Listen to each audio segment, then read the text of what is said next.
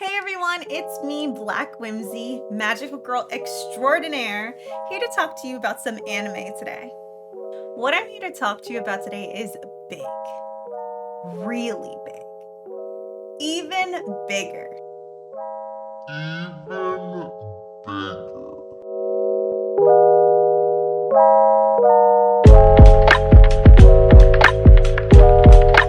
Yes, you may have guessed it. We are going to talk about the Big Three.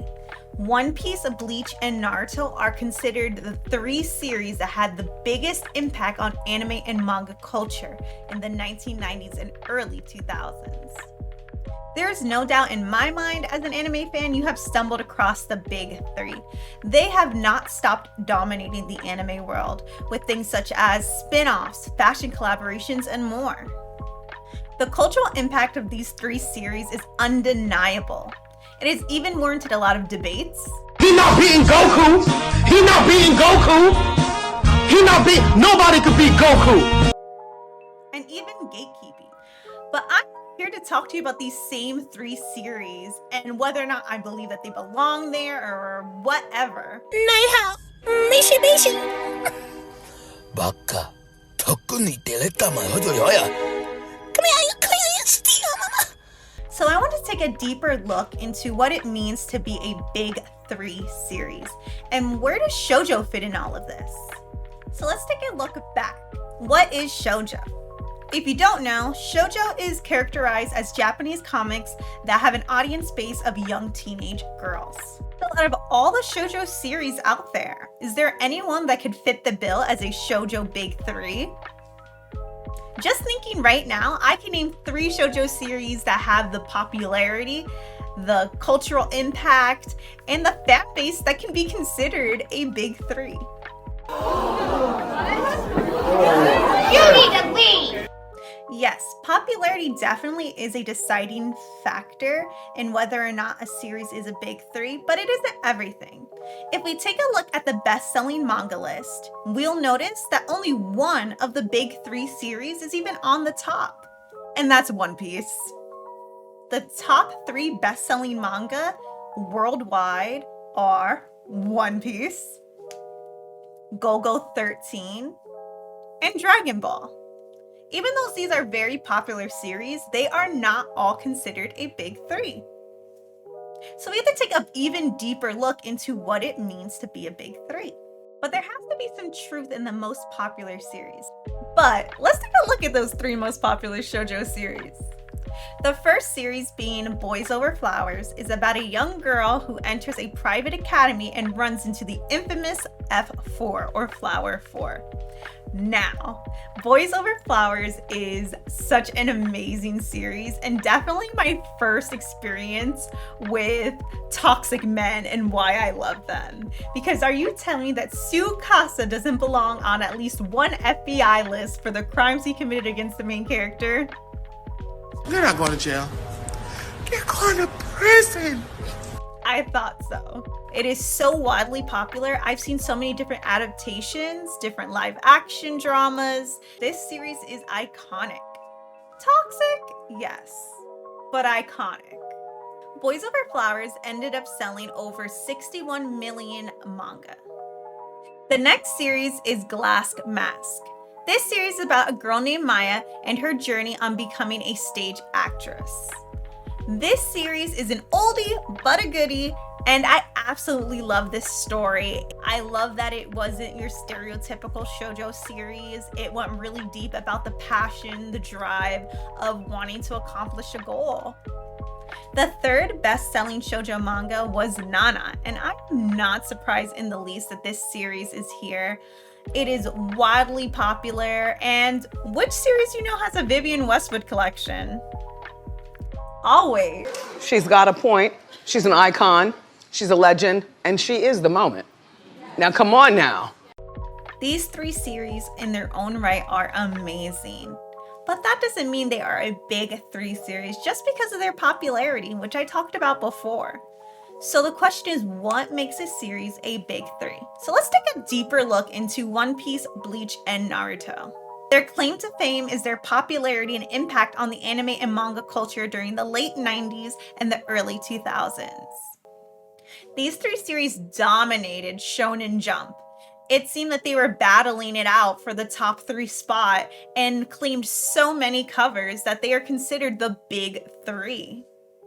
So to find the Shoujo Big Three, I had to take a look and see if there were 3 shoujo series around the same time that had the cultural impact and popularity to be considered a Big Three. Now to do this, I had to take a look at Shonen Jump's sister magazine, Shoujo Beat. And I don't know if anyone else remembers, but I absolutely loved going into Barnes and Nobles and finding the Shoujo Beats and buying them and reading them monthly. That's where I saw my favorite series as a young manga fan. So I was able to find a Shoujo Big Three. Here we go, the Shoujo Big Three. Kimi no Todoke, Nana, and Fruits Basket. Are you surprised? Let's get into it. The first series I have is Kimi no Todoke. This series is about 15-year-old Sawako who is feared and misunderstood due to her appearance. The story progresses as love blossoms between her and the most popular boy in class. Now, I love this story. It's so sweet and the art is beautiful. And I remember really applauding Kazehaya-kun because he literally was the anti-toxic shoujo man trope that we've come to love. Y'all better recognize that Sawako was beautiful inside and out, and Kazehaya-kun peeped that, and he wants to wipe her up real fast. With this story going deeper into friendships, first love, and seeing the inner beauty in ourselves. With an amazing supporting cast, I love that. You can tell why this story was highly popular. This manga sold about 33 million manga worldwide. The next series in the Shoujo Big Three is Fruits Basket.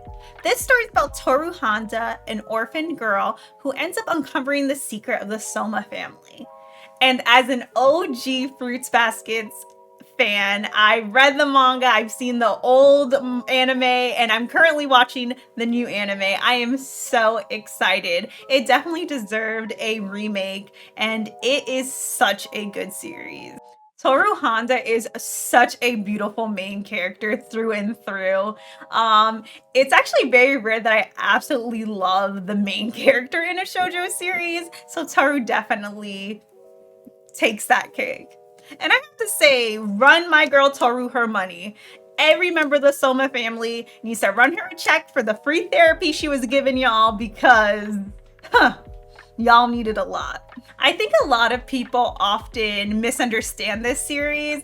They think it's just a silly kind of fantasy story about people that turn into animals when the opposite gender touch them. But it goes so much deeper than that. And it's such a deep story uncovering the secrets, uncovering all of the past trauma that the characters go through and the generational trauma that they have to progress through to get to the end of our story.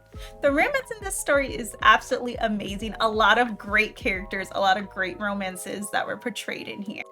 Fruits Basket sold about 30 million manga worldwide. The final series out of the Shoujo Big Three is Nana.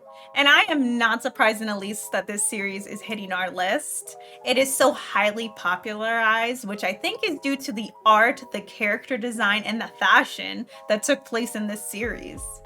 Nana is a coming-to-age story of 2 young girls that end up moving to Tokyo to start the next step of their lives together. And both of their names happen to be Nana. She put her foot in it because it was chef kisses. And you can tell, even though this series is shoujo, it went really deep into some mature topics that we don't usually see, such as abuse, grooming, pregnancy, drug abuse, and more. With Nana still being on hiatus, it has sold over 50 million manga worldwide. I want to give 2 shoujo series a shout out because even though they didn't make the Shoujo Big Three, they narrowly missed it either due to lack of popularity compared to the other series, or it just wasn't during the same time. These 2 series, Boys Over Flowers and Itazara na Kiss, were very popular and almost made it. If I had to share my Shoujo Big Three, it would be Sailor Moon, Orion High School Host Club, and Glass Mask. What about you? Go ahead and leave in the comments below your Shoujo Big Three.